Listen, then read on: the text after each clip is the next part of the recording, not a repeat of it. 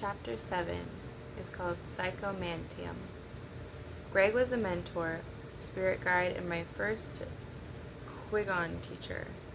He had been sick for some time, but he had been very private about it. He only told a handful of people what was happening and had mostly secluded himself. We knew he was battling cancer, but his death was not expected. Greg was a fighter and skilled in various methods of healing. He died of complications from pneumonia. It happened suddenly and was a shock to everyone, including his wife and kids. One of my friends and a member of our healing group called to tell me the sad news. We both felt disbelief and regret that we had not reached out to him more or offered more support.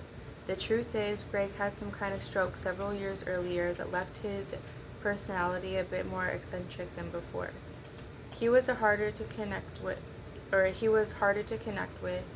and it felt like he was not as sensitive to environmental cues. We all lost touch in the several years before his death. The loss of someone often makes us realize how important they are to us. What an unfortunate and sad set of circumstances. 2 months after his death, Annette, Greg's wife, contacted all who had been impacted by Greg through his healing and teaching. She invited us to come to the house and select something from his healing room to take with us. This was a unique and powerful experience. I arrived with my first Tai Chi teacher. I had introduced him to Greg many years before, and they had shared many similar interests and practices. We arrived and greeted Annette, who was clearly still heavily in the grieving process. She seemed glad to see us and gave us both very strong hugs. I again had a huge wave of guilt pass over me, wishing I had been more present and helpful for her during this difficult transition. She eventually took us upstairs to a sitting room where there were 5 or 6 other students/friends of his. It was a small room with a love seat, television, and a bookshelf. Based on the books, various shamanic tools, and prayer beads, it looked as if this was Greg's reading room. We were all seated in a circle, telling stories about how we met Greg, things he had said and done, detailing the quirks of his personality. Annette told us to take whatever books we wanted. It is interesting how you can tell something about a person based on their books. His library included a variety of classic and obscure texts on Taiji and Qui-Gon, as well as various forms of healing and spirituality. I ended up with an armful of books to take home, one of which was mine that Greg had borrowed 10 years earlier. We took turns spending time in Greg's healing room, which was adjacent to the reading room. This was a tiny room with a chair and shelves, altars, and small tables everywhere. Every surface was completely covered with spiritual and healing objects, many of which Greg had made himself. When it was my turn, I entered the room. I immediately felt a strong energy. I'm not generally super sensitive to energy, but this was palpable. My heart was racing and I felt altered. I sat in Greg's chair and soaked it all in. There were stones, crystals, fetishes, statues, jewelry, and healing tools everywhere you looked. It was overwhelming. I scanned the room looking for any objects that caught my eye or were meaningful to me, things I might take with me as a memory of Greg, or items I might use in my own spiritual or healing practice. I was first drawn to a white statue of Quan, sometimes spelled Kuan or Quan, which one of them's with a K and one of them's with a Q. Yin, the Buddhist goddess of compassion. I also chose a brass bracelet, a dream catcher that Greg had made, a couple of gems, and a bear fetish. Greg was known by several Native American names, many of which included bear. The energy in the room was so magnetic. I literally had to pull myself out of the space. I could have easily sat there for an hour or more, but was aware that others had not been in the room yet. I could have easily sat there for an hour or more, but was aware that others had not been in the room yet. Interestingly, I was not the only one with this experience. Nearly every person who entered the room would come out saying something like, "Whoa, that was intense." The rest of the day I had a strong tingly sensation in my chest that had started in Greg's room. I felt happy and almost joyous despite the fact that this was a sad occasion. I had a feeling that Greg's energy was with me, with all of us. I could feel his presence, although I didn't know how to define it. I was not sad because I knew he was there. Not only did I recognize his energy, but I felt like somehow this whole process was a lesson for all of us, a teaching tool, a way to reach all of us at the same time with powerful healing and understandings. I did not know what any of these healings or lessons were, but I sensed that they were happy for each of us. How do you describe that clear sense of knowing that is not based on anything tangible? There is no evidence for it. You just know it to be true. I put the power objects from Greg's room on my altar. They seemed to fit nicely. Throughout the next several days, I continued to have this clear vision, or this very clear sense of Greg and his energy. Again, it was as if I could feel his presence. I also felt like he was reminding me to return to my healing work. This was something I began with Greg and then neglected for many years. Being in his space was a very strong reminder of that work, of how powerful it was, and how much I felt drawn to this way of helping others. Even though Greg had left his body, I felt as if he was still there. I felt like he was with me or near me, and still teaching lessons, as if he had messages for me and an invitation to connect with him in a different, more ethereal manner. Of course, the scientist part of me wanted to know, is this real? Is Greg's discarnate soul somehow trying to reach out to me, and I am fumbling around trying to connect with it in any way I can? Or is this all simply some part of my psyche playing out a wishful thinking fantasy? From a subjective, first-person perspective, I'm not sure it matters what was really happening. My experience of Greg and his continuing presence was real to me. I can't prove that he was still there. I only had my feelings. In this way, the afterlife seems to have a lot in common with spirituality and religion. Much of it is based on faith and subjective experience or belief. From a scientific viewpoint, you might argue that my brain was simply recalling elements of Greg from my history with him. All of the previous interactions with Greg were blending into some sort of schema that my mind created, a temple of Greg. Now that he was gone, my mind was replaying and re-imaging these elements. Perhaps it was nothing more than a memory or a fantasy, a way to ease the suffering of his loss. This raises several interesting questions about mediumship. Number 1, is it possible for incarnate humans to somehow communicate with or receive information about those who have died? Number 2, if so, is that information coming from the deceased, or is it information being picked up from the bereaved? Number 3, does it matter? Only a few weeks after the experience with Greg, I was scheduled to spend a few days in Long Island, New York, conducting some more EEG experiments with psychics and mediums. I was staying at the home of Bob and Fran Ginsberg, who runs the Forever Family Foundation.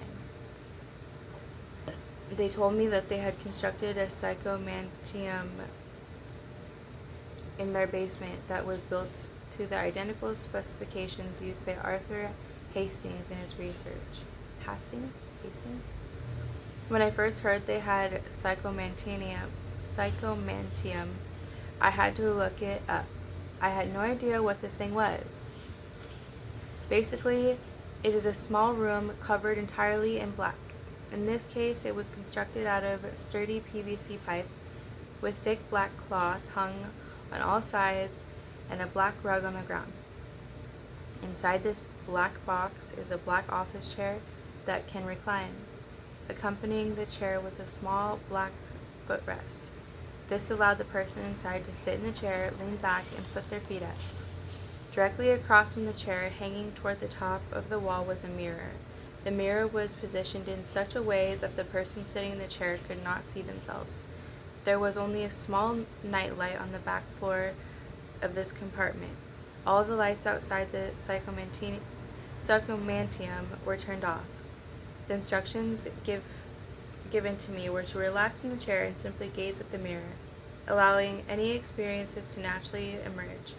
Footnote: in formal psychomantium research studies, the instructors are a bit more elaborate and involve identifying a particular deceased person that the sitter wishes to contact. The sitter is encouraged to talk about the deceased in great detail and then clear the mind of everything except for the deceased individual. Because I tend to experiment on myself and was interested, I found an opportunity during the early morning to hook myself up with a EEG cap and place myself in a small dark chamber. I kept the computer outside of the contraption to eliminate any additional light. Almost immediately, I had this very strange bodily sensation that lasted for nearly the entire 45-minute session. It felt as though the atoms in my body were buzzing, like they were kicking into a higher rate of vibration. This was a very unusual sensation and caused me a little bit anxiety at the beginning. Not because it was unpleasant, but because I wanted to move my body in response to the energy, and because the way these types of sensations are typically experienced is related to nervousness or panic. There was also something about the situation that felt creepy, for lack of a better term. It was not that anything bad or scary was happening, it was more of a feeling associated with the unknown. It reminded me of the times when I was a kid and would play the Ouija board and felt that I was touching something beyond this world. As the session progressed, I found my mind entering a kind of trance state. My body felt energized and fast, but my mind felt quiet. I started to see images. It was odd because it was the kind of imagery you might have when you are sitting with your eyes closed, but in this case my eyes were open, gazing at the mirror. At one point I saw a few faces. It was not scary, but it was unexpected. The images were vague. I could not necessarily make out distinct features to tell who they were. While still in the experience, I focused on the face that had a distinct shape. As soon as I did that, I recognized the face as my great-grandpa Berg. It was not that I saw his face clearly, I just knew that this was who it was. This sense of knowing was strong and clear. It also did not feel like I was trying to create meaning. It was just obvious. Nothing else happened with these faces. They were there and then they were not. Throughout the session, I would see things in my mind's eye, and often it was difficult to hold on to the image in a conscious way. It was almost like a dream state where you wake up and then must remember what just happened. Some of the images that moved through my mind included a horse's head and a large ball of light. There was also one point during a session where I mentally asked if any entities present could identify themselves. Almost as soon as I sent out the question to the spirit world, I forgot about it. Remember, I was in a fairly heavy trance state, making it hard to hold on to normal mental functions. A few minutes later, I very clearly heard the name Lucy. This was odd for me, as I do not know anyone named Lucy and have no way to connect this information to anything. However, the name was crystal clear. Probably the most impactful moment of the session occurred near the beginning. Side note, when someone, I don't remember which chapter it was now, but that's not the first time this name has popped up in this book. Okay, so probably the most impactful moment of the session occurred near the beginning. I was not thinking or intending anything, and I heard in my mind someone say, "Just because I'm no longer with you doesn't mean I stop loving you." It was a female voice that I had heard in my head, but again, it did not seem to be coming from me. It was a very comforting thing to hear, and felt like it was more of a general message for everyone rather than something specific for me. It gave me the feeling that the deceased are somehow still connected to us when they die. They are looking over us and working with us in ways we don't perceive. It was an understanding that love is what it is all about. I actually did not share this experience with anyone after I felt the psychomantium. I felt a little embarrassed by it, like it sounded contrived in some way, so I just kept it to myself. As I left the psychomantium, I felt dazed. I did not want to talk and was in an altered state. It took me a solid hour of walking around, eating some food, and processing my experience with the rest of the group before I felt more normal. As I think about it, I'm not sure I felt normal at all for the rest of the day. After my session, but before I shared my experiences with the larger group, my wife Erica decided she wanted to try it as well. After her 45 minutes in the dark, she emerged and looked a little stunned. She went straight outside and put her hands on the earth. After some time, she re-entered the house, ate some food, and started to share. As we took turns processing our experience, it was interesting how many similarities there were. Erica saw faces and lights. She reported that this scared her a bit, but she was able to breathe through it. However, at one point she clearly felt the presence of someone beside her, and that totally freaked her out. Somehow she managed to stay in the room until her time was up, but just talking about it brought tears to her eyes. She was obviously shaken by the experience. Because this was the first exposure either of us had to psychomantium, we had no idea what to expect. It wasn't until later that I found research showing that our experiences were pretty typical. Moody, the originator of this technique, found that 50% of the people entering the psychomantium reported experiencing some level of communication with the deceased loved one. In another study, 48% of the participants reported contact with the deceased, while 70% reported some level of anomalous experience, including visual hallucinations, a feeling of a presence in the room, out-of-body experiences, sounds, voices, smells, and some time distortion. I also discovered that the original researchers working with psychomantium had a very strict protocol. They used the very strict protocol they used for people coming into and out of the experience. In fact, they would sometimes reserve 3 to 6 hours at a time for a single session.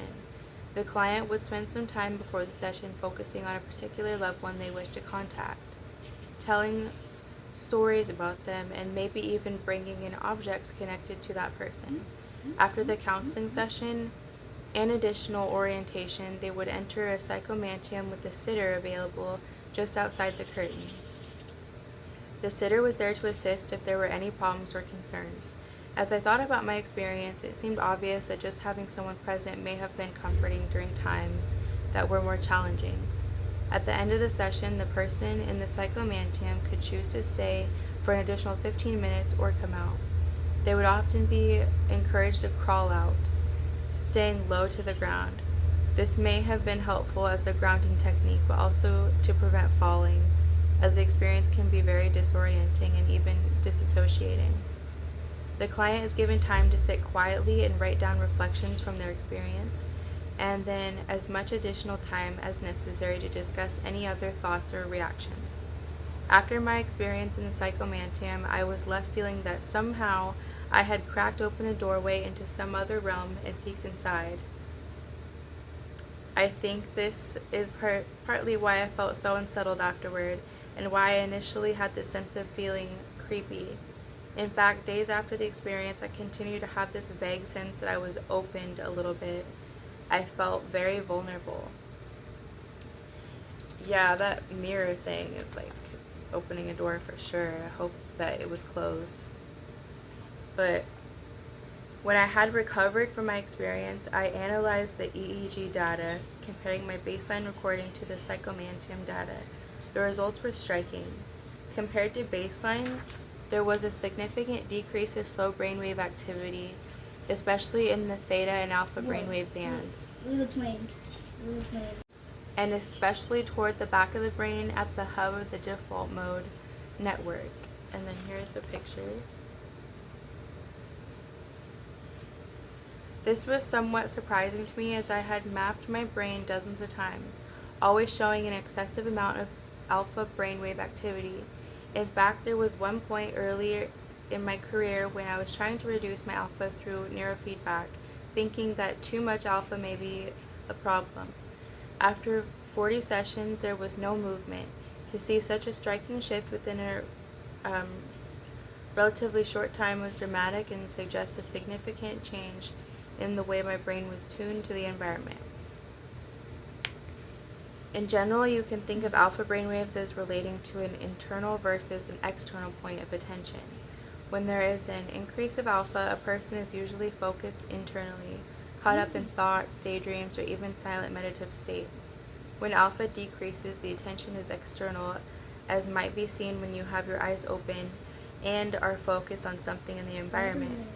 It is curious to see such a dramatic decrease of alpha, given that I was sitting in the dark with nothing to look at. Perhaps the very slight light in the box and the focus in the mirror was enough to cause this brain shift.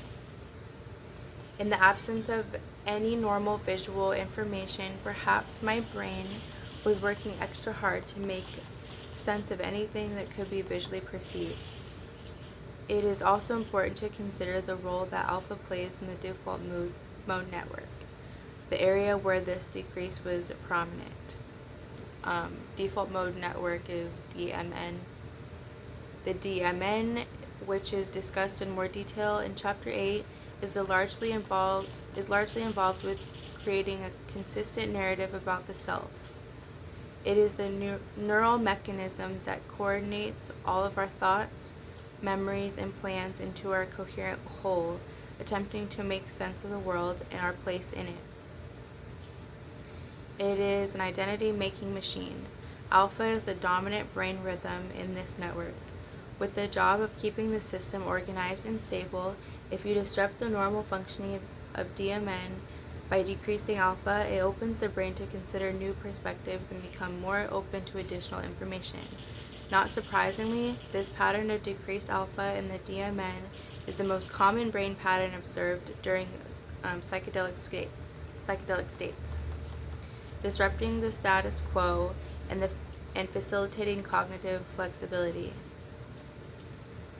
The other highly significant finding from my self-study was the dramatic decrease of fast brain waves in the frontal lobes. This extra activation may seem counterintuitive. In fact, you might predict that the frontal lobes would become quieter in the absence of sensory information. Perhaps this is precisely why the frontal lobes are hyperactive. There is nothing for it to process, so it is actively searching for information, tuning in more subtle layers of sensory experience that require heightened activity. Interestingly, this increases the frontal lobe activation.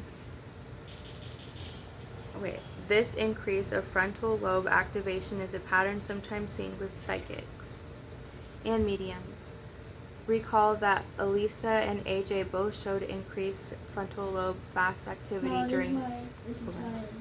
They both showed increased frontal lobe fast activity during telepathy and spirit communication sessions.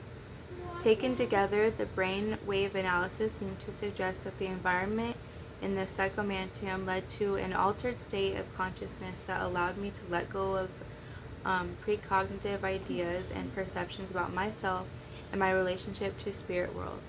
In addition, the lack of sensory input created an opportunity for my mind to focus on the black space in an active way, facilitating the perception of more subtle sensory cues such as voices and faces.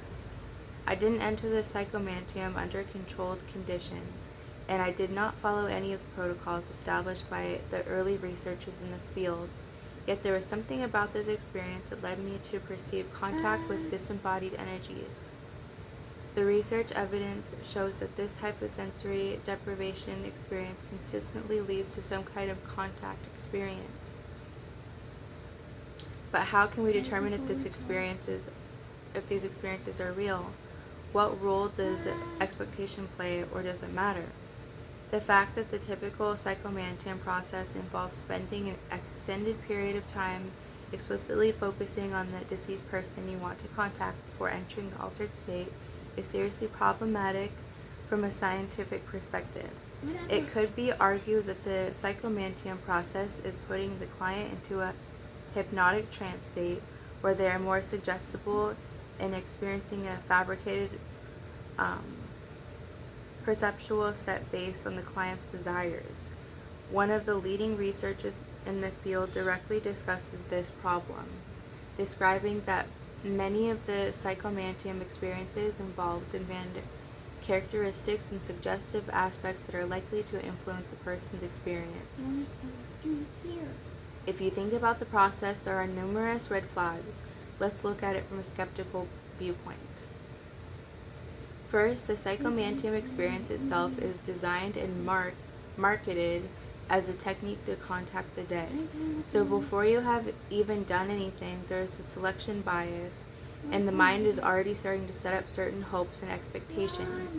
You can imagine a scenario where someone hears about the psychomantium, is interested in trying it because they have unresolved grief related to the loss of a loved one, and it starts reading other people's experiences on the internet, because our minds automatically seek and attend to information that confirms our beliefs.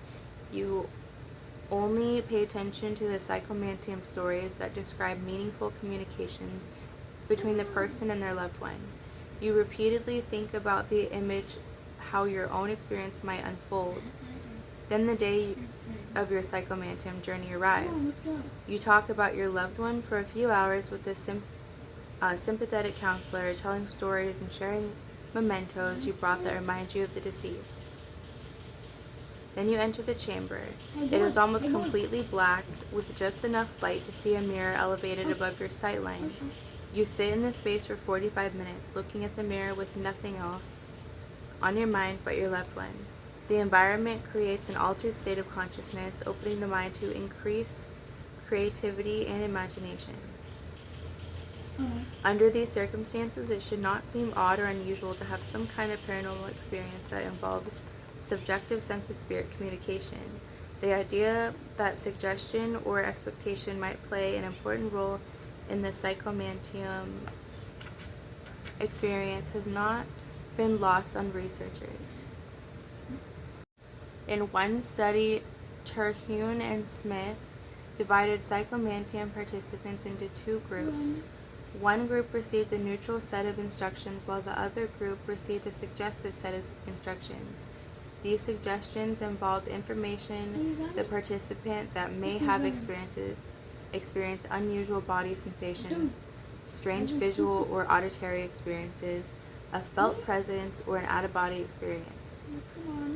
Not surprisingly, the group that received the suggestions were more likely to report unusual visual experiences and hearing voices, as well as higher likelihood of dissociation. While focusing on a specific desired outcome may be problematic from a scientific perspective, it may be an important element in facilitating a spirit communication experience. If you are not mentally and sensorily open to perceiving subtle information, you will not see or hear it. Part of tuning yourself to the right frequency may involve cognitively and emotionally connecting to the energy of the person that has died. While we do not understand the mechanisms behind how this works, it seems to be an important consideration.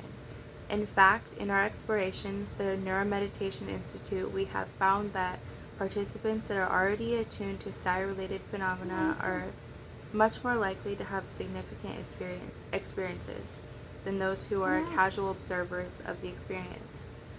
Marilyn Schlitz, PhD, a senior fellow at the Institute for Noetic Sciences, has indicated that it is helpful to enhance expectations of connecting with invisible others and engaging in meaningful communication with them. She indicates that this aspect of psychomantium preparation invites active imagination and depth of experience. Perhaps this process is akin to the important role of set and setting in another altered state experience. We know from decades of clinical and research work with psychedelics that a person's mind and the environment make a huge difference in determining the person's experience. While it is easy to explain why some of the psychomantium experiences are as due to suggestion or expectation, it is difficult to shake the felt sense and emotional impact of the experience. I wondered if there were any evidence to support the idea that these experiences were real and not just figments of the imagination. Considering this question, a study conducted by Christine Simmons Moore, PhD, a professor at the University of West Georgia, combined the psychomantium with ghost hunting tools. Dr. Simmons Moore recruited a group of synesthetes and non-synesthetes to participate in psychomantium session. There are people who experience sensory information in mixed ways. For example, they might hear colors. Like synesthesia. Okay.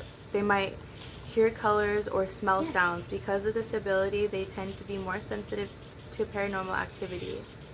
After the psychomantium experience, each participant was asked a series of questions about their experience, focusing on any sensory perceptions that may have occurred. In addition, this study includes a variety of physical field detection devices commonly used in ghost hunting, including a random event generator, geomagnetic field detectors, and infrared cameras. When the final data was analyzed, they found anomalous readings in the various instruments that corresponded with times the synesthetes reported a perception of an invisible other was taking up a physical space in the room. A somewhat similar study conducted by Dean Radin measured a variety of psychological states as well as aspects of the physical environment during the psychomantium experiences of 7 volunteers. All of the volunteers reported experiencing some kind of mild apparition. When the data was examined, there were significant correlations between the environmental and psychological data. Framed another way, when energy in the room changed significantly, so did the energy of the person. Because the room was protected from all outside influences through specialized shielding, the only source of energetic shifts had to come from within the room. Dr. Radin suggests 2 possible explanations for these findings. First, intense changes in the individual cause changes in the physical environment, or changes in the physical environment were registered in the physiology of the participants. Of course, neither of these studies provide or prove anything, but it sure adds some confidence to the idea that something real is happening and that these experiences are not just in our heads. Whether these experiences and communications with the deceased in the psychomantium are real or not, they seem to represent a powerful and underutilized healing tool. The grief commonly experienced with loss of a loved one can be devastating. In addition to the pain of loss, there is often a need for continued connection. Many approaches to grief therapy are based on the notion of breaking bonds with a loved one, letting go in an attempt to move on. Unfortunately, this paradigm may contradict the natural grief process and specific to Anglo-American practices. The continued need for attachment to the deceased and the desire to remember them is often neglected in this approach. An alternative to the breaking bonds approach is the continuing bonds theory, or CB. This perspective is based on research indicating that the bereaved typically want to understand their loss, integrating the loss into their lives while maintaining a bond with the deceased. In fact, researchers have found that higher levels of meaning-making were associated with better grief outcomes in the 2 years following the loss. A natural part of the CB process involves after-death communication.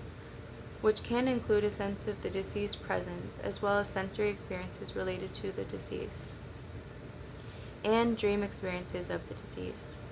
These experiences of the deceased, whether subtle or overt, often occur spontaneously or may be triggered by physical reminders of the deceased, such as my experience of Greg's presence while visiting his meditation room. Some modern approaches to grief therapy intentionally strive to induce the ADC, including working with a medium, engaging in specific meditation practices, using induced lateral eye movements, and of course working with psychomantium. Well, there's more too. While an examination of all these methods is beyond the scope of this chapter, the research suggests that these methods consistently lead to a positive healing experience and reduce of grief. After reviewing the literature on after-death communication as a method for grief therapy, Wassi reported 3 important considerations for this work. First, regardless of the specific method employed, the role of the facilitator seemed to be important. Not only does it seem important to have a guide that is experienced with a specific method, but also trained to provide support for those struggling with strong emotions. Second, participants who achieved a relaxed and perspective state were more likely to experience an ADC. This suggests that it may be important to incorporate relaxation training as part of the preparation phase of the work. Finally, the common use of eye movements and mirror gazing suggests that incorporating some form of visual stimuli in the experience may assist the process. After my psychomantium experience, I wondered if there were any easier ways to do the work. Clearly, the psychomantium is effective, but it is also a complicated setup. Fortunately, there are a couple of easy solutions. Rather than building an elaborate black box with the standardized equipment requirements, you can simply gaze deeply into a reflective surface, such as a mirror, crystal ball, body of water, or try a virtual reality psychomantium experience. Staring into a reflective surface as a means of altering consciousness and contacting the spirit world dates back to ancient Egyptian and the Orient. Before mirrors, these ancient cultures would stare into standing water or oil-based surfaces. Modern approaches to this method typically involve staring into a mirror in a room with low-level illumination. In general, the setup for this experience simply involves the observer staring at their reflection and maintaining a fixed attention on their eyes or nose. Typically, these sessions only last 10 minutes or so, which also makes it much more user-friendly compared to the 45 minutes psychomantium experience. In mirror gazing sessions, it is relatively common for the observer to have a range of anomalous experiences, but they tend to be almost entirely in the visual realm. For example, it is common for observers staring into a mirror to notice lip movements, as if the reflection wants to say something, or double apparition, which stands to one side of the observer's reflective image. Number 1, check your environment. Because this practice requires a degree of focus, it is best to take a few moments to create a space that will facilitate a relaxed but alert state of mind. Dim the light in the room as much possible without losing the ability to clearly see your reflection.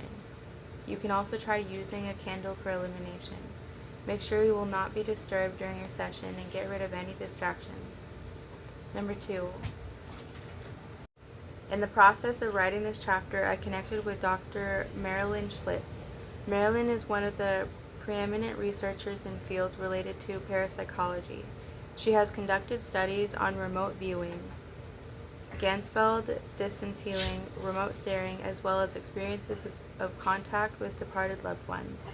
For the past few years, she has been conducting research using a virtual reality psychomantium type experience as a method for inducing ADCs.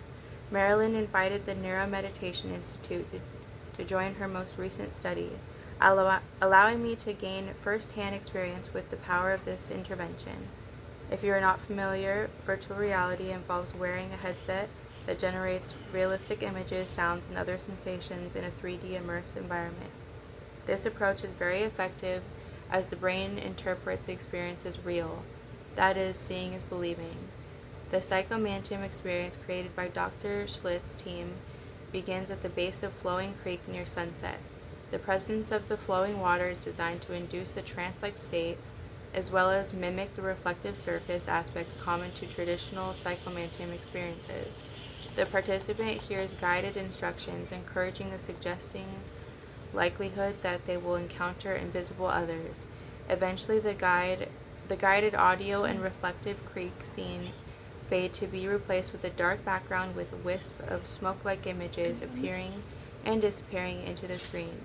The participant is then invited to remain in this space for approximately 18 minutes, verbalizing anything to see, hear, feel, or any information that may be received during the session. Of the sessions we have completed to date, 100% of the participants have reported significant anomalous experiences, many of which included very specific ADCs with the identified loved one who is deceased. In fact, most of the participants cried during the experience and reported feeling better after. At the time of this writing, the data is still being analyzed but looks promising as a tool for both personal exploration and grief therapy. Obviously, a VR experience has several distinct advantages over a traditional psychomantium. First, it increases accessibility, making only requirements access to VR headset and the specific program. In addition, the VR version of the experience is only 25 minutes long, whereas the traditional experience is 45 minutes at a bare minimum. For more information about obtaining or working with the VR psychomantium experience, and then it gives a link. But I guess you would search on Google VR psychomantium.